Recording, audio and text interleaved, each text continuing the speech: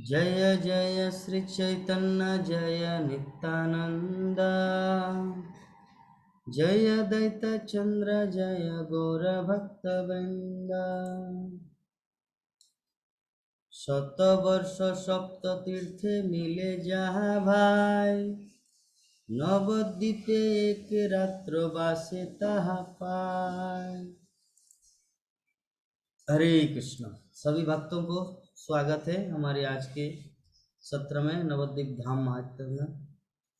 तो आज हम लोग श्लोक संख्या 71 से शुरू करेंगे कि नवद्वीप धाम में अगर कोई व्यक्ति 7 रात तक रुकता है, अर्थात 7 दिन, तो उसका क्या फल है। एक्चुअली फल जो है ना, हम लोग को तुरंत दिखता नहीं, इमीडिएट, लेकिन भगवान जो है ना, अंदर ही अंदर सब कुछ करता है अपने भक्तों के लिए।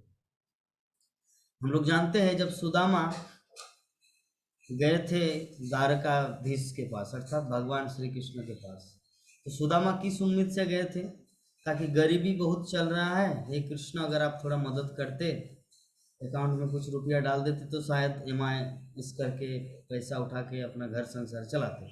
तो सुदामा इस भावना से लाके थोड़ा खुद ही चाल लेके गया था द्वारकाधीश के पास।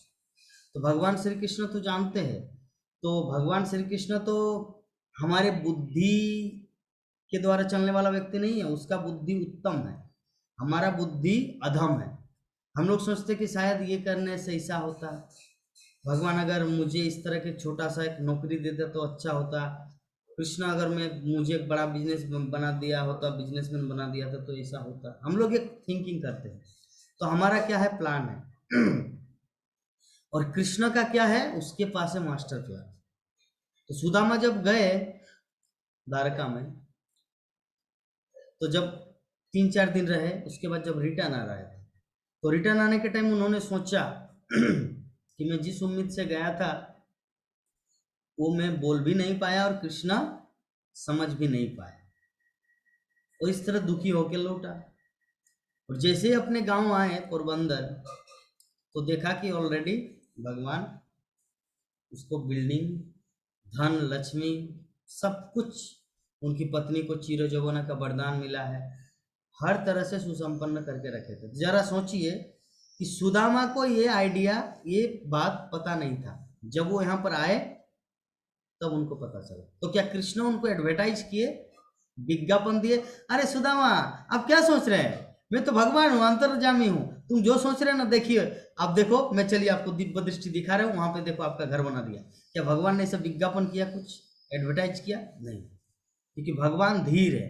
तो उसी प्रकार हम लोग अपने जीवन में दुखी होते हैं, सोचते हैं कि हे प्रभु मैं तो आपकी भक्ति करने के लिए सब कुछ छोड़ के आया, लेकिन फिर भी इतना दुखी क्यों हूँ, इतना क्यों भटकना पड़ता है।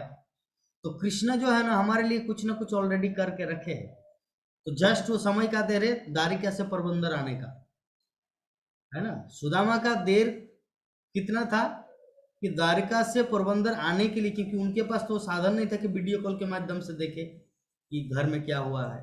जब वो पहुंचे, पैदल का रास्ता, पैदल आए वहां से। तो उसी प्रकार हम लोग अपने जीवन में, हमारे पास दूरदृष्टि नहीं है कि भगवान हमारे लिए क्या कर रहे हैं, वो हमारे हमको पता नहीं है। इसीलिए हम लोग भगवान को कोसते हैं और अपने भक्ति को बदनाम करते हैं कि भक्ति करके कुछ लाभ नहीं। तो इस प्रकार इसीलिए जो शुद्ध भक्त और साधारण भक्त में ये अंतर होता है, क्योंकि शुद्ध भक्त हर परिस्थिति में ये जानता है कि कृष्ण सर्वमंगलमय है और वो अपने भक्तों के लिए सर्वदा मंगल करता है। हम लोग सोच नहीं पाते, हमारे पास दूरदृष्टि नहीं है कि इसके पीछे क्या कारण है, कृष्ण क्या चाहते हैं। श्रील प्रभुपाद को कितना कष्ट उठाना पड़ा। पहले पत्नी ने धोखा दिया टीओरमी में, तो प्रभुपाद पत्नी के धोखा के कारण वृंदावन चला गया। वृंदावन चले जाने के बाद राधा दामोदर मंदिर में श्रीमद् भागवतम का ट्रांसलेट किया। तो प्रभुपाद सोचा कि अगर मैं यहाँ पर बैठा रहूं तो जगत वासियों को उद्धार नहीं कर सकता, क्योंकि बैठ के मास्टर प्लान से कुछ नहीं होगा, क्योंकि मैं क्षीरोदक विष्णु नहीं हूँ कि अपने बैठे बैठे सारे जगत को संचालन कर सकूं। तो प्रभुपाद ने क्या किया, वो वृंदावन धाम त्यागे और साथ ही साथ दिल्ली गए, आपका झांसी में लीग ऑफ डिवोटीज की स्थापना की। तो लीग ऑफ डिवोटीज का जो स्थापना किया, उसके बाद वो जो माता जी जिसका लड़का को ब्रह्मचारी बनाने का प्रयास किया था श्रील प्रभुपाद, वो माता जी उसको क्या आश्रम में कन्वर्ट किए, महिला आश्रम। तो महिला समिति आश्रम के माध्यम से वो मतलब उस जगह को कब्जा कर लिया और प्रभुपाद को भगा दिया। तो प्रभुपाद को दुखी होना चाहिए था, तो प्रभुपाद ने क्या सोचा, पहले धोखा दिया पत्नी, दूसरा है आपका ये लीग ऑफ डिवोटीज, ये माता जी। तो कितना धोखा मिलता है एक भक्त को जीवन में, और अंत में मिलता है युधिष्ठिर महाराज जैसा राज्य, इस्कॉन जैसा साम्राज्य। तो युधिष्ठिर महाराज को वैसे भटकना पड़ा था। तो हर भक्त के जीवन में इस तरह मतलब कठिनाइयां, संघर्ष आते हैं। तो संघर्ष से जीतने के लिए उसको क्या करना है, एक चीज उनको गांठ बांध के, कुछ करे या ना करे, एटलीस्ट भक्ति को नहीं छोड़ना है। कुछ कर पाए या ना कर पाए, क्षमता के अनुसार व्यक्ति कुछ करता है कृष्ण के लिए, तो कुछ कर पाए या ना पाए, अगर वो एटलीस्ट भक्ति को पकड़ के रखेंगे तो कृष्ण उनकी हर इच्छा को पूरी करते हैं। जैसे सुदामा, वो कृष्ण के लिए उतना सुंदर सा ना मंदिर बना पाए, न भगवत गीता का डिस्ट्रीब्यूशन कर पाए, कुछ नहीं, क्योंकि बेचारा इतना गरीब है कि अपने पेट पालने पे तुला है। पेट पालने के लिए बेचारा इधर उधर भटक रहा था सुदामा। 5 घर जाते थे, उनमें से अगर भिक्षा मिलता तो मिलता, 6 घर में नहीं जाते थे, 6 हाउस। 5 घर जाए मतलब गए, वहां जो मिला मिला, जो दिया दिया, रिटर्न आए, उसी में से पानी में चावल डाल के पका के सभी खा लेते। तो ये है कृष्ण भक्त का जीवन। तो सुदामा ने कष्ट किया, अंत में क्या परिणाम हुआ, भगवान ने उसको राजा बना दिया। जैसे द्वारिकाधीश राजा कृष्ण, उसी प्रकार अपने भक्त सुदामा को भी द्वारका का अर्थात अपने जगह पोरबंदर का राजा बना दिया। तो उसी प्रकार युधिष्ठिर महाराज कितना कष्ट किए, पांचों पांडव बन बन भटके, अंत में क्या हुआ, युधिष्ठिर महाराज पूरे संपूर्ण पृथ्वी मंडल का राजा बने। ठीक है, शिल प्रभुपाद कहाँ कहाँ भटके, कितना लोग कितना कुछ धोखा दिए, अंत में क्या हुआ, इस्कॉन जैसा साम्राज्य महाप्रभु ने उनको दान किया, उनको प्रदान किया। तो शिल प्रभुपाद की पूजा अभी हर क्षण, शिल प्रभुपाद की पूजा प्रत्येक समय हो रहा है, एवरी टाइम। अभी अभी टाइम क्या है, 10:30 बज गया इंडिया में, 1.5 घंटे के बाद हमारे इंडिया में भोग आरती होगा।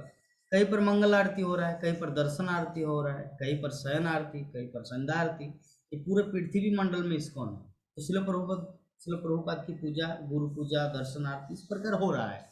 तो भगवान की शरण ग्रहण किए थे शिल प्रभुपाद। तो जब प्रभुपाद घर परिवार छोड़े, अर्थात कलकत्ता छोड़ के झांसी आए, दिल्ली वृंदावन में रहना, लाइक दैट, जितना कुछ, तो कितना कष्टमय जीवन। तो उस समय क्या वो दूरदृष्टि वो सब क्या देख पा रहे थे कि कृष्ण मेरे लिए अंदर ही अंदर क्या क्या प्लान कर रहे हैं? नहीं, उस समय वो नहीं देख पा रहे थे। हमारे झांसी में इस्कॉन टेम्पल है, वहाँ भी हम लोग गए थे, इस्कॉन संकीर्तन भक्त। जब उज्जैन की यात्रा हुआ था 2016 में, उस समय हम लोग झांसी में भी देखे थे। और जो जहाँ पे महिला समिति बना दिया गया, जो पहले लीग ऑफ डिवोटीज प्रभुपाद ने स्टैब्लिश किया था, वो जगह भी हम लोग देखे। तो जब शिल प्रभुपाद ने ऐसा किया, प्रचार प्रसार के लिए, कृष्ण की सेवा करने के लिए जो जो अपना प्रयास कर रहे थे, तो अंत में सक्सेस तो प्रभुपाद हुए। तो इस प्रकार भक्त के जीवन में कठिनाइयां बहुत आते हैं। प्रहलाद महाराज कितना कष्ट दिए उनके पिताजी, क्या दोष था प्रहलाद महाराज का? दोष था भक्ति, कि भक्ति कर रहे थे। तो कृष्ण भक्ति कर रहे थे, इसीलिए सबसे बड़ा दोषी था वो उनकी पिताजी की नजरों में। तो कितना कष्ट दिया। तो हिरण्यकशिपु जो देवी देवता जिसके चरणों में घुटने टेकते थे, जिसको अमरता का वरदान मिला था, लेकिन वो अमरता व्यक्ति मर गया, और प्रहलाद महाराज पूरे पृथ्वी मंडल का राजा थे। किसकी कृपा से? नृसिंहदेव की कृपा से, श्री कृष्ण की कृपा से। ध्रुव महाराज की बात, जो जो कृष्ण भक्ति में आए, जो भी कृष्ण की शरण ग्रहण किए, अगर वो टिके रहे भक्ति में, तो कृष्ण सब कुछ यथा समय में अरेंज करता है। हम लोग को उसको विश्वास रखना है। ठीक है, ध्रुव महाराज जब घर परिवार छोड़ गए, अर्थात तो उनका पिताजी उनको धुतकार दिए, उनकी सौतेली माँ सुरुचि ने जो उसको फटकार दिए, तो ध्रुव महाराज चले गए, 5 साल का छोटा सा बालक वन में। उसके बाद अंत में क्या हुआ परिणाम, भगवान दर्शन दिए और 36,000 वर्ष तक इस पूरे पृथ्वी का राजा बना दिया ध्रुव महाराज। और अभी भी ध्रुव महाराज की गाथा हम लोग रोज प्रातकालीन अवस्था में ध्रुव तारा को देखते हैं।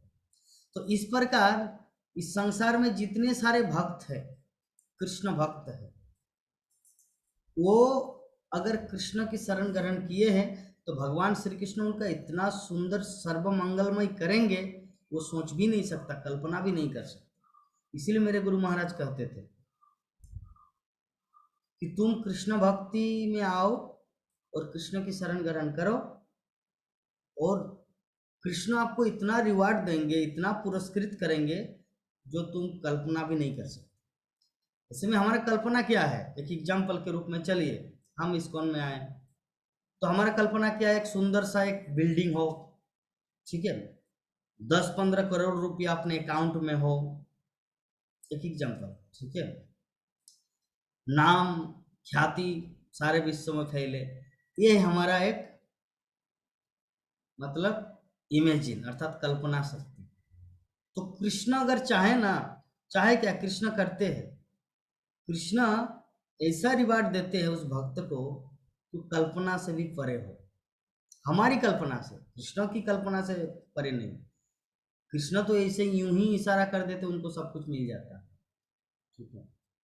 तो जो भी हम लोग को कामना नहीं करना है, कल हम लोग इस संबंध में बहुत डिस्कस किए हैं, अन्नाविलास सीता सुन्नम लाइक दैट, बहुत कुछ हम लोग वर्णन किए हैं।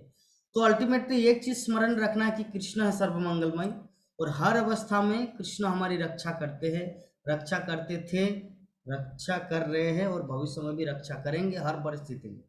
क्योंकि कृष्ण की शरण में जो व्यक्ति आया है, कृष्ण है सर्व जगत का मालिक, और मालिक इस तरह मालिक नहीं है कि सिर्फ मालिक है और धन नहीं है, मालिक है और साथ साथ में धन भी है। 16 में से एक है धन।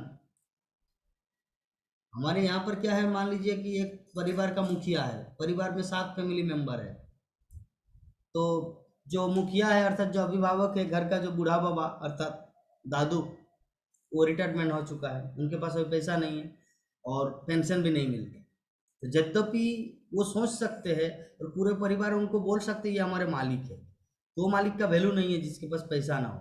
तो कृष्णा इस तरह का मालिक नहीं है बूढ़ा बाबा की तरह जिसके पास सिर्फ नाम और पद का मालिक, बल्कि उनके पास क्वालिटी भी है, उनके पास वो क्षमता है। तो कृष्णा इस तरह के मालिक है जिनके पास क्षमता भी है, धन भी है और वो मालिक। तो वैसे मालिक के सेवक है हम लोग अर्थात कृष्ण भक्त। तो कृष्ण भक्त अर्थात एक ऐसे धनी मालिक के सेवक है।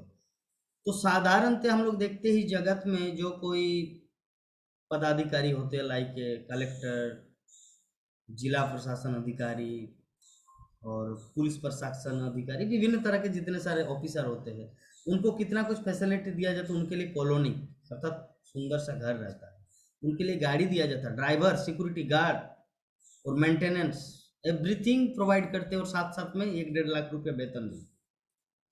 तो जब साधारण से साधारण एक देश के सेवक के लिए जब सरकार इतना कुछ प्रोवाइड कर सकते हैं, तो जो जगत अखिल विश्व ब्रह्मांड के मालिक है, अगर उनकी सेवा में हम लोग लगेंगे तो क्या कृष्ण हम लोग को प्रोवाइड नहीं करेंगे? जरूर, क्योंकि सब कुछ उन्हीं का डिस्प्ले है। इस संसार में जो कुछ दिखता है वो सब कुछ भगवत धाम में भगवान अपने भक्तों के साथ लीलाएं करते हैं। तो रही बात, अभी प्रश्न उठ सकता है, प्रभु जी हम भी तो भक्ति कर रहे हैं, हम भी तो कृष्ण की सेवा कर रहे हैं, तो कृष्ण हम लोग को ऐसे फैसिलिटी क्यों नहीं दे रहे जिसे साधारण सरकारी अधिकारियों को दिया जाता है, सब कुछ, गाड़ी बंगला नौकर चाकर एवरीथिंग। हम तो कृष्ण की शरण ग्रहण किए, कृष्ण की सेवा कर रहे हैं, तो कृष्ण क्यों नहीं दे रहे? अभी प्रश्न, अभी खुद को प्रश्न करना है, ये कोई दूसरा व्यक्ति आपको नहीं बताएगा। खुद को प्रश्न करना कि कृष्ण के लिए तुम क्या सेवा की। सुबह से लेकर शाम के 10 मतलब शाम तक अर्थात, और रात तक 10 बजे 11 बजे जब आप सोने जाओगे, सुबह से लेकर सोचो कि कृष्ण अगर एक व्यक्ति विशेष है तो उनके लिए तुमने क्या ठोस सेवा किया। इमोशनली तो हर कोई सोचता है कृष्ण मैं तुम्हारा मंदिर बनाऊंगा, फिर मंदिर में मैं आरती कर रहा हूँ, फिर आपके लिए खिचड़ी का भोग लगाया। इमोशनली नहीं, कल्पना नहीं, सपना नहीं, मानसिक नहीं, ठोस सेवा तुमने कृष्ण के लिए क्या किया। तो ठोस सेवा जब तक नहीं होगा तब तक कृष्ण भी ठोस सेवा, ठोस चीज प्रदान नहीं करेंगे। मानसिक सेवा करेंगे, कृष्ण भी मानसिक रूप से देंगे, लेकिन कृष्ण मानसिक रूप के साथ साथ कुछ और भी चीज देंगे क्योंकि उनके पास है। विषय वस्तु है कि हम लोग सेवा, ठोस सेवा नहीं कर पाते क्योंकि हमारे पास वो चीज अवेलेबल नहीं होता जिसके द्वारा हम लोग कृष्ण की सेवा कर पाए। और अगर रहता है तो उसी मात्रा में कृष्ण भी रिवार्ड देते, उससे कई ज्यादा मात्रा में। लेकिन हमारे पास अगर नहीं है वो चीज, कुछ साधन, जैसे एग्जाम्पल, कोई व्यक्ति 1008 गीता डोनेशन करना चाहते किसी जगह, उनके पास उतना पैसा नहीं है, 1.5 लाख रुपया, ठीक है, ये एक ठोस सेवा। अर्थात जो दिन रात जो परिश्रम करके जो हमारे जीवन का जो सार है वो है धन, पैसा, वो पैसा को अगर कृष्ण की सेवा में लगाया जाता है, दैट इज कॉल्ड ठोस सेवा। तो हम लोग सुबह से लेकर शाम तक भगवान के लिए क्या ठोस सेवा किए? नहीं। बुक डिस्ट्रीब्यूशन वो ठोस सेवा है, भगवान प्रसन्न हो जाते हैं। भगवत गीता, भागवतम, क्योंकि वो ठोस है, लोगों के घर में पहुंचता है, वो कभी पढ़ेंगे, भगवान की वाणी श्रवण करेंगे, भगवान की लीला कथा को श्रवण करेंगे, वो कृष्ण का भक्त बनेंगे, ये ठोस सेवा। मानसिक रूप से हम लोग बहुत कुछ कर सकते, किसी को फोन करेंगे, एक एग्जाम्पल, किसी को फोन करेंगे, उनको थोड़ा समझाएंगे, हाँ प्रभु जी कैसे है, क्या कर रहे हैं, ऐसा करना चाहिए, लाइक दैट। तो ये सिर्फ फोन से नहीं होता है, उनके लिए पार्टिकुलर एक भागवतम क्लास होना चाहिए। हमारे भक्ति विजय महाराज बोलते हैं कि मोबाइल से भागवतम क्लास देना छोड़ो, भागवतम क्लास देना है तो पार्टिकुलर कोई एक समाज तैयार करो, चाहे कोई भी प्लेटफॉर्म। जैसे हमारे लाल गोविंद प्रभु बोलते हैं कि अभी हमारा भागवतम कथा चल रहा है जूम प्लेटफॉर्म, पहले होता था स्टेज प्रोग्राम, अभी चल रहा है जूम प्लेटफॉर्म, मतलब जूम स्टेज। तो एक समाज होता है, एक समाज है, एक स्तर है जिस जहाँ पर बैठ के भागवत कथा बोला जाता है, तो ये एक ठोस सेवा है। तो ठोस सेवा करने से भगवान प्रसन्न होते हैं और यथारूप उनको कुछ जे न के न किसी भी तरह से, किसी माध्यम से उनकी इच्छा को पूरी करते हैं। और रही बात, भगवान के जो भक्त होते हैं उनकी इच्छा पूरा नहीं होता कभी भी, वो ज़्यादा से ज़्यादा मतलब इच्छा को मतलब बढ़ाते रहते हैं और पूरा नहीं हो पाता। एग्जाम्पल, शिल प्रभुपाद जब जीवन के अंतिम अवस्था में मेरे गुरु महाराज श्रीमद भक्तिचार्य स्वामी गुरु महाराज ने पूछा तो प्रभुपाद अब अब तो और किसी चीज का बाकी नहीं रह गया, अभी सारे संसार में कृष्ण भक्ति फैल गया। और अब तो आप पूरी तरह से सेटिस्फाइड है, पहले जब इसको एस्टेब्लिश करने से पहले आप कितना चिंतित थे कि कृष्ण भक्ति की वाणी सारे जगत में कैसे फैलेगा, लेकिन अब तो पूरा दुनिया में फैल गया कृष्ण कॉन्शियसनेस मूवमेंट, तो नाउ यू सेटिस्फाइड, आप अभी बहुत ही संतुष्ट है। इसलिए प्रभुपाद ने उत्तर दिया गुरु महाराज को, नहीं, अभी भी मेरा 100% सेवा हुआ नहीं, ओनली 50% हुआ है। जरा देखिए प्रभुपाद का भाव कि पूरा दुनिया में कृष्ण भक्ति फैल गया, सभी लोग कृष्ण को जानने लगा इस्कॉन के माध्यम से, फिर भी श्रील प्रभुपाद बोलते कि अभी भी मेरा 100% सेटिस्फेक्शन नहीं हुआ, 50% हुआ। तो बाकी 50% कैसे होगा? वर्णाश्रम धर्म को इस्टेब्लिश करने के बाद। तो गुरु महाराज को समझाए, थोड़ा व्याख्या करके देखिए कि इस संसार में हर कोई मंदिर आना नहीं चाहता, तो दूसरा ये है कि हर कोई कृष्ण का भक्त नहीं बनेगा, लेकिन अगर वर्णाश्रम धर्म को इस्टेब्लिश किया जाए, वर्णाश्रम धर्म मतलब ब्राह्मण, क्षत्रिय, वैश्य, शूद्र, ब्रह्मचारी, गृहस्थ, वानप्रस्थ, सन्यासी, वर्णन आश्रम, तो इसको अगर इस्टेब्लिश किया जाए पूरी दुनिया में तो क्या होगा?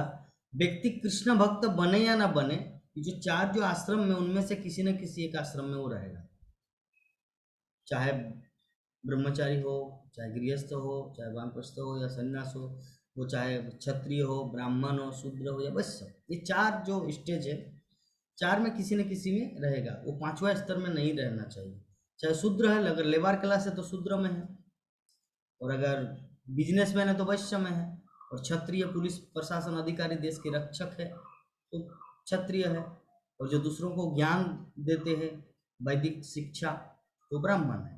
तो चार स्टेज ये वर्णाश्रम धर्म कहलाता है। तो व्यक्ति कृष्ण भक्त नहीं भी बन सकता, पूरी तरह से इस्कॉन में नहीं भी जुड़ सकता है, किंतु किंतु अगर ये वर्णाश्रम सिस्टम में रहेगा तो इनडायरेक्टली वो कृष्ण के मतलब कृष्ण भक्ति के ही अंडर में रहेगा, क्योंकि भगवान श्री कृष्ण क्या बोले, चातुर्वर्ण्यं मया सृष्टम गुण कर्म विभाग से।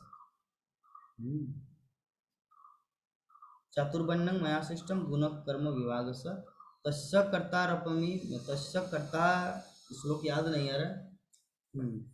तो एक्चुअली भगवान श्री कृष्ण बोलना चाह रहे हैं कि ये जो 4 प्रकार के वर्ण और आश्रम ये मेरे ही द्वारा सृष्टि है, मया सृष्टम, चातुर्वर्ण्यं मया सृष्टम गुण कर्म विभाग से।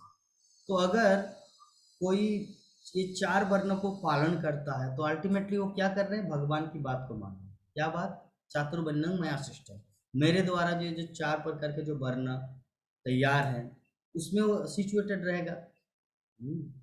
तो इस प्रकार तस्य कर्तारमुखी निकला।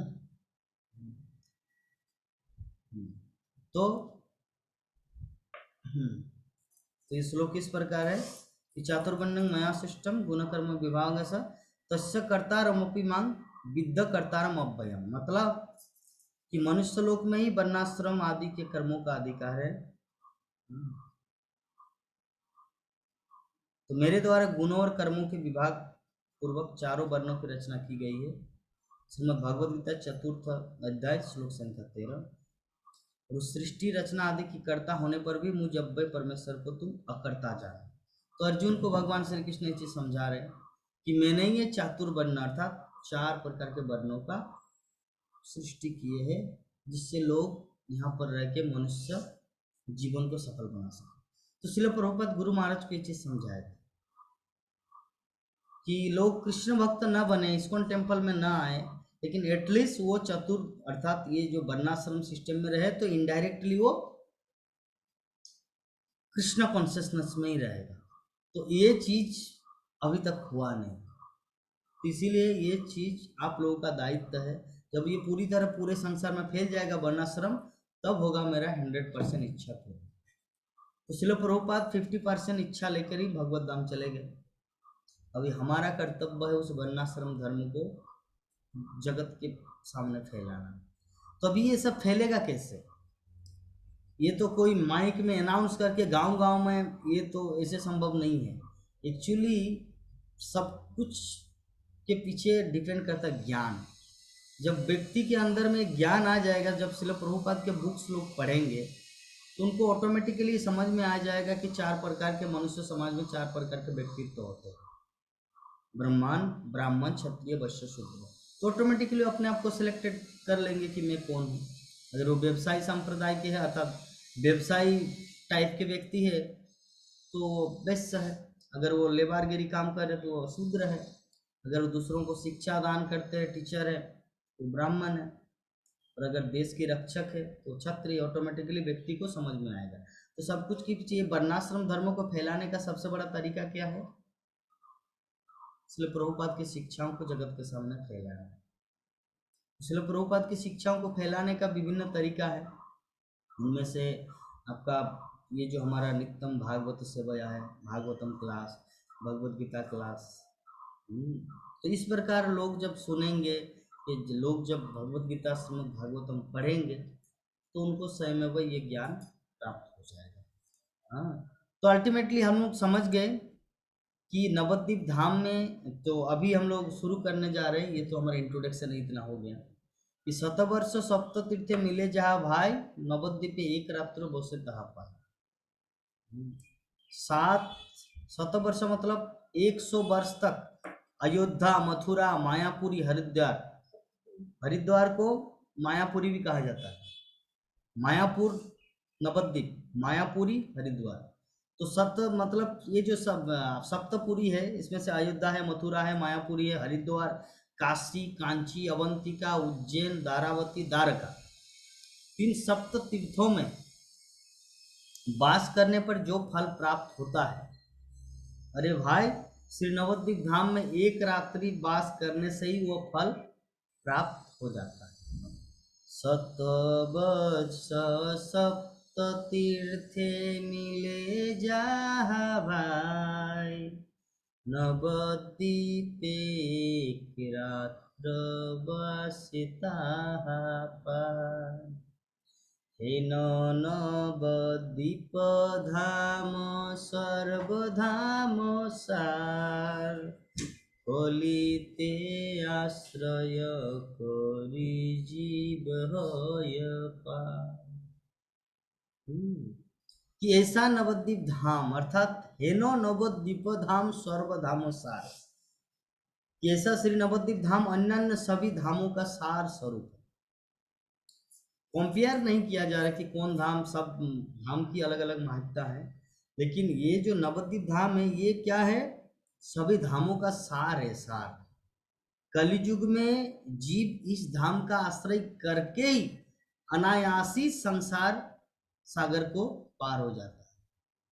हेनो नवद्वीप धाम सर्वधाम सार कलिते आश्रय करि जीव होय पार। तारक पारक विद्यादय विरत नवद्वीपवासी गणे सेवे रीतिमत। तारक पारक विद्यादय अविरत नवद्वीप वासी गण सेवे रीतिमत, मतलब तारक का अर्थ होता है जो भव सागर से पार करने वाले विद्या, तारक। तथा पारक का अर्थ होता है सब प्रकार की इच्छाओं को पूर्ण करने वाली विद्या, तारक और पारक। तो ये जो विद्या और अविद्या अर्थात सब प्रकार की इच्छाओं को पूरी करना, इसको क्या बोलते हैं, material knowledge, like IIT NIT या जो इंजीनियरिंग डॉक्टरी जिन प्रकार जो पैसा कमाने वाला विद्या, इसको कहते हैं पारक। और तारक मतलब अध्यात्म विद्या, जिस ज्ञान के द्वारा हम लोग अध्यात्म जगत को प्राप्त कर सकते हैं। एग्जाम्पल जन्म कर्म च में दिव्यम एवं जो व्यक्ति तत्व का, मतलब जो भगवत तत्व का ज्ञान जब हम लोग को प्राप्त होता है, एवं जो व्यक्ति तत्व तत्तादेहं पुनर्जन्म नैति मामिति स्वर्जन, अर्थात यहाँ पे नवद्वीप धाम में दो प्रकार की शिक्षाएं प्राप्त होती है, एक है आध्यात्मिक, एक है भौतिक। तो आध्यात्मिक के द्वारा वो भगवत धाम को प्राप्त कर सकता है, वैदिक विद्या के द्वारा इस जगत में सुखी रह सकता है। अर्थात किस तरह काम करना है, किस तरह बिजनेस चलाना है, किस तरह क्षत्रिय कर्म करना है, किस तरह अपनी जीविका अर्जन करना। तो यहाँ पे दोनों प्रकार की विद्याएं उपलब्ध है। तारक पारक विद्यादय अविरत नवद्वीपवासी गणे सेवे रीतिमत। तो नवद्वीपवासी क्या करते हैं, बहुत ही सुंदर ढंग से, सुंदर रूप से सेवा करते हैं। निताय जानवा पद छाय जार आस से भक्ति विनोदे गाई पाइया उल्लास। तो भक्ति विनोद ठाकुर, ये जो प्रथम अध्याय है हमारा आज का, तो ये जो हम लोग ऑलरेडी 7 एपिसोड कर चुके हैं, आज 8वां है, 8वां दिन है नवद्वीप धाम महात्म्य का। तो प्रथम अध्याय का ये जो 74 नंबर श्लोक कि निताय जानोबा पद छाया जार आस से भक्ति विनोद गाय पाइया उल्लास, अर्थात श्री नित्यानंद प्रभु तथा श्री जानोबा देवी के श्री चरण कमलों की सुशीतल छाया को प्राप्त करने की आशा से श्री भक्ति विनोद ठाकुर द्वारा अत्यधिक उल्लास पूर्वक श्री नवद्वीप धाम के महात्म्य का गान किया जा रहा है। तो प्रथम अध्याय जो है हम लोग यहाँ पे समापन, यहाँ यहीं पर समापन होता है। तो निताय और जानवा, नित्यानंद प्रभु, जब तक हम लोग नित्यानंद प्रभु की कृपा को प्राप्त नहीं करेंगे, अर्थात गुरुदेव की, अर्थात भक्तों की कृपा जब तक प्राप्त नहीं होगा, तब तक महाप्रभु की कृपा नहीं होता। प्रभु की कृपा के बाद महाप्रभु की कृपा होता है, पहले प्रभु की कृपा, उसके बाद महाप्रभु की कृपा, और महाप्रभु की कृपा के बाद ही राधा कृष्ण की कृपा, अर्थात पहले भक्तों का संग, उसके बाद नवद्वीप मायापुर धाम, और नवद्वीप मायापुर धाम की कृपा से वृंदावन धाम, अर्थात गोलोक वृंदावन प्राप्त। तो इसीलिए हमारे आचार्यगण हम सबको बताए हैं कि अगर, इसीलिए श्रील प्रभुपाद इस चीज को जानते थे, इसीलिए उन्होंने 3 चीज को चयन किया अपने बिजनेस। बिजनेस मतलब ये जो कृष्ण भावनामृत का प्रचार प्रसार करने के लिए सबसे जो मुख्य ऑफिशियल डॉक्यूमेंट्स अर्थात सब कुछ कागजात कहाँ से ये करते हैं प्रभुपाद? मुंबई से। और श्रील प्रभुपाद का जो भजन स्थली है अर्थात अपने भक्ति जीवन में कैसे प्रगति किया जाए, कैसे किया जाए, तो भजन स्थली सिद्धाम मायापुर। और श्रील प्रभुपाद का घर कहाँ पर है? सिद्धाम वृंदावन। तो श्रील प्रभुपाद का घर सिद्धाम वृंदावन, इसका 2 अर्थ है, एक है भौम वृंदावन, एक है गोलोक वृंदावन। तो अल्टीमेटली बोलने का भाव है भजन करके प्रभुपाद वृंदावन गोलोक वृंदावन चले गए, तो वो है घर। एक्चुअली भौम वृंदावन और गोलोक वृंदावन में उतना ज़्यादा अंतर नहीं है। भौम वृंदावन मतलब जैसे एम्बेसी होता है देश का, जैसे अमेरिका एक देश है तो उसके एम्बेसी दिल्ली में है, कलकत्ता में है, तो यहाँ पे अगर कोई जाते हैं उस एम्बेसी के अंदर घुसते हैं तो उसको अमेरिका जैसा ही लगेगा। जो पानी भी पीते हैं ऑफिसर लोग, वो सब पानी अमेरिका से मंगवाया गया है। वहाँ के टेबल चेयर एवरीथिंग, कागज प्रिंटर एवरीथिंग सब अमेरिका का, यहाँ इंडिया का नहीं। That is called embassy. उसी प्रकार वृंदावन धाम में एक मतलब क्या बोलते हैं, कीड़े मकोड़े पेड़ पौधे जितना कुछ है सब चिंतामणि है। चिंतामणि वृक्ष है, चिंतामणि धाम है। वहाँ पर किसी भी व्यक्ति विशेष से कुछ प्रार्थना किया जाए तो हमारी इच्छाएं पूरी होती है। इस प्रकार हम लोग समझ गए कि मायापुर धाम में अर्थात अगर एक रात अगर कोई रहता है तो उनको सप्त तीर्थ में 100 वर्ष रहने का फल मिलता है। सप्त तीर्थ क्या क्या है हम लोग पहले ही समझ गए। हाँ, सप्त तीर्थ मतलब पहला है अयोध्या। अयोध्या मतलब भगवान रामचंद्र अर्थात त्रेता युग में भगवान श्री कृष्ण अर्थात विष्णु के अंशावतार भगवान रामचंद्र प्रकट हुए थे अपने और 3 भाई के साथ। राम लक्ष्मण भरत शत्रुघ्न अर्थात वासुदेव, संकर्षण, प्रद्युम्न और अनिरुद्ध, जो द्वारका में ये चतुर्भुज नारायण अर्थात चतुर्व्यूह के रूप में जो है। और मथुरा में मतलब सप्त तीर्थ क्या क्या है नोट डाउन करके रखना। पहला है अयोध्या, दूसरा है मथुरा। एक्चुअली मथुरा के अंतर्गत वृंदावन भी आ जाता है, लेकिन वृंदावन एक पार्टिकुलर धाम है। ये जो 7 तीर्थ है, मथुरा भी तीर्थ है, लेकिन भगवान जबकि वहाँ पे लीला किए, जन्म ग्रहण किए, इसीलिए मथुरा धाम भी होता है, धाम भी आता है। एक्चुअली हम लोग पहले डिस्कस कर चुके हैं कि धाम और तीर्थ में अंतर क्या है। धाम का अर्थ होता है जहाँ पर भगवान अवतरण लीला की है, और जहाँ पे वो लीला की अर्थात जन्म लीला, गोगंड लीला, खेल कूद, अपने दोस्तों के साथ गोचारण लीला, ये सब वो जगह को कहा जाता है धाम। और तीर्थ किस लिए है?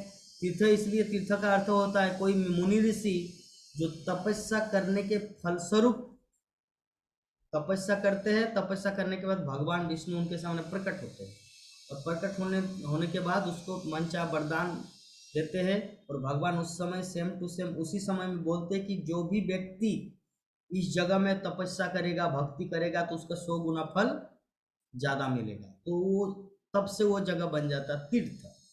तीर्थ बनने का एक कारण है, और तीर्थ बनने का दूसरा कारण है जहाँ पे जल की महिमा है वो है तीर्थ, और जहाँ पे स्थल की महिमा है वो है धाम। तो जल की महिमा मतलब वृंदावन मथुरा में क्या है? यमुना जल की महिमा है।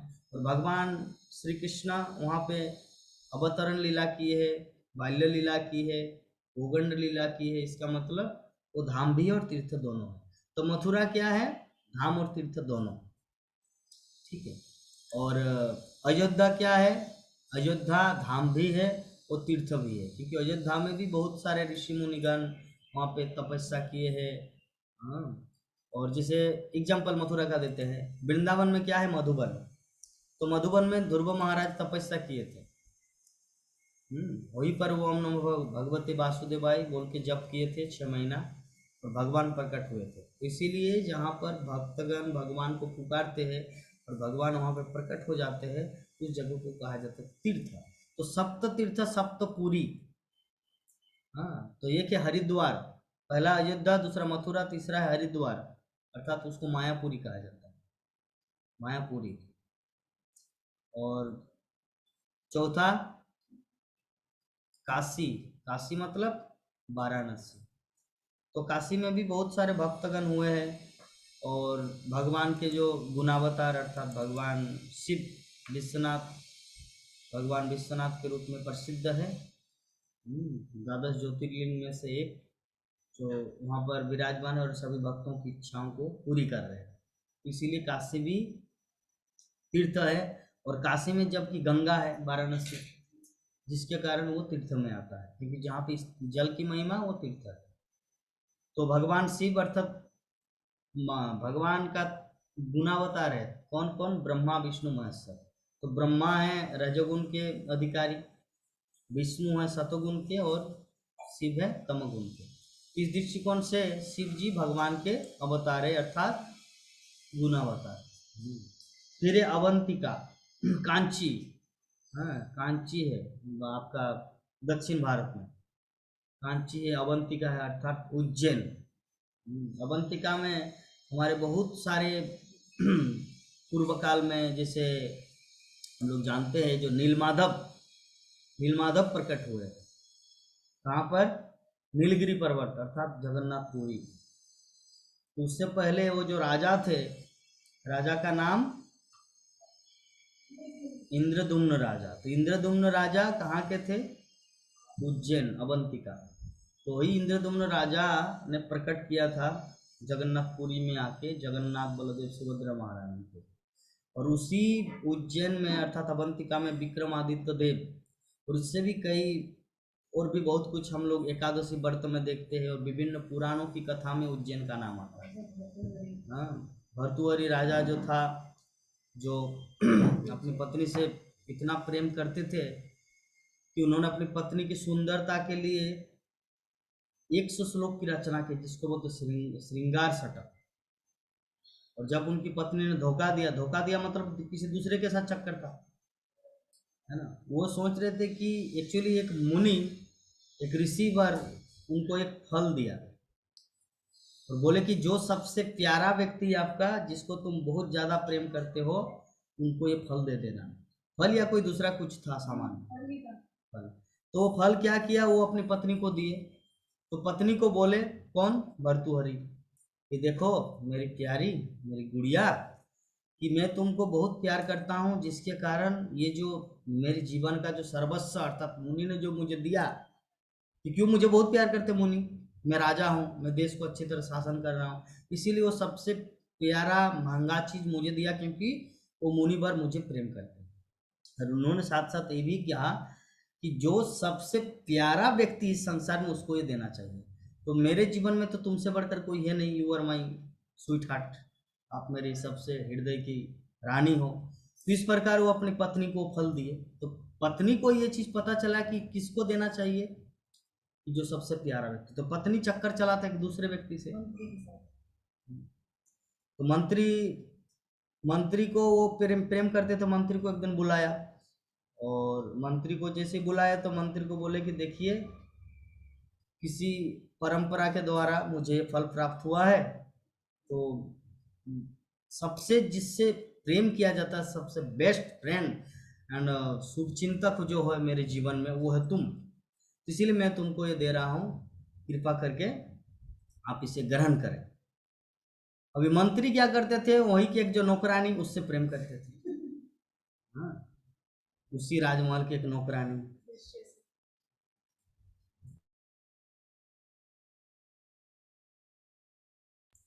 तो मंत्री क्या किया, वेश्या को दिया। तो वेश्या क्या करते थे, उनका एक दूसरे व्यक्ति के साथ चक्कर था, अर्थात जो वहां पे गौशाला था ना, गौशाला। तो राजमहल में जो गौशाला है, राजमहल मतलब राज्य में, राजा के राज्य में जो गौशाला था, गौशाला का एक व्यक्ति भैंस धोता था, गाय धोते थे। तो वो वेश्या किसके साथ प्रेम करते थे? उस व्यक्ति से। तो वो क्या किया, वो वेश्या उनको जाके वो फल दे दिया, बोले कि यू आर माई प्रियतम, आप मेरे सब कुछ हो। तो इस प्रकार उनको दे दिए, आप मेरे प्रियवर हो। इस करके फल को दे दिया। अभी वो जो गौशाला का जो इंचार्ज था, इंचार्ज मतलब जो बेस्सा का जो बॉयफ्रेंड था, वो क्या किया, वो तो सबसे ज्यादा मतलब वो जो प्यार करते थे किसको, राजा की पत्नी को, रानी को। तो फिर ऐसे करके पूरा घड़ी का चक्कर 12 बजे से 1 बजे के ऐसे घड़ी का चक्कर आ रहा है, देखिए। अभी वो क्या किया, वो फल लेकर रानी के पास गए, रानी को बोले कि Rani I love you so much, I give you that, मैं आपको ये दे रहा हूँ क्योंकि मैं तुमको बहुत ही प्यार करता हूँ। तो रानी रानी नहीं नहीं, ये रानी नहीं, एक्चुअली वो जो गौशाला का जो इंचार्ज है, वो तो बेस्सा ने उनको दिया। अभी गौशाला मतलब वो जो गौशाला का जो इंचार्ज है, वो प्यार करते थे एक दूसरी किसी लड़की से।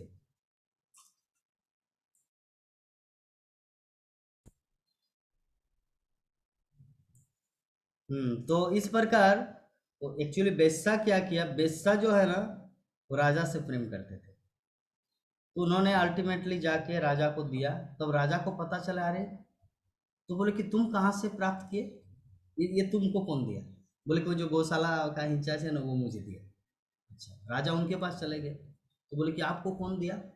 बोले कि मुझे तो वो उन्होंने दिया। फिर उनके पास गया, तो आपको कौन दिया?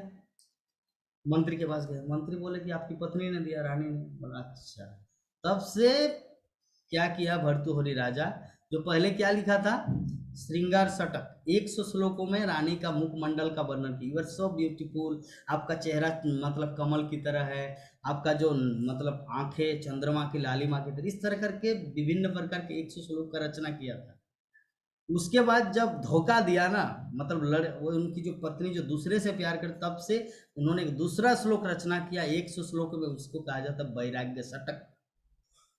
तो वैराग्य शतक, तो ऐसे राजा भर्तृहरि उज्जैन के थे, अर्थात अवंतिका। तो इस प्रकार हम लोग प्राचीन इतिहास में देखते हैं कि प्राचीन काल में हम लोग पुराण जब पढ़ेंगे, मार्कंड पुराण, आपका ब्रह्म वैवर्त पुराण, वायु पुराण, भविष्य पुराण, तो हर पुराण में, विभिन्न पुराणों में आपका ये उज्जैन का अवंतिका नाम आता है। और ऐसे सत्यनारायण के व्रत कथा, और और भी बहुत बहुत कुछ, जैसे एकादशी व्रत कथा में भी जब हम लोग अध्ययन करते हैं, तो उसमें अवंतिका का नाम आता है, उज्जैन का, इसीलिए सप्तपुरियों में से एक है ये। तो इस प्रकार हम लोग समझ गए, ये जो सत वर्ष सप्त तीर्थे मिले जहाँ भाई, नवद्वीप एक रात्र वासे तहाँ पाए। तो चाहे उज्जैन हो, चाहे द्वारका हो, चाहे कांची हो, चाहे काशी हो, चाहे मथुरा हो, चाहे अयोध्या हो या हरिद्वार हो, अगर कोई नवद्वीप धाम में एक रात वास करते हैं, तो उनको सभी सप्त तीर्थों को 100 वर्ष रहने का जो फल है नवद्वीप धाम में एक रात बिताने में, वो फल की प्राप्ति होता है। तो इस प्रकार हम लोग नवद्वीप धाम महत्व का आज का हमारा जो 8वां दिन यहाँ पे कंप्लीट हुआ। तो आप सभी भक्तों को बहुत बहुत धन्यवाद, जो इस कथा को श्रवण करने के लिए आप लोग उपस्थित हुए। तो पुनः मिलते हैं कल दूसरे अध्याय को लेकर। हरे कृष्ण।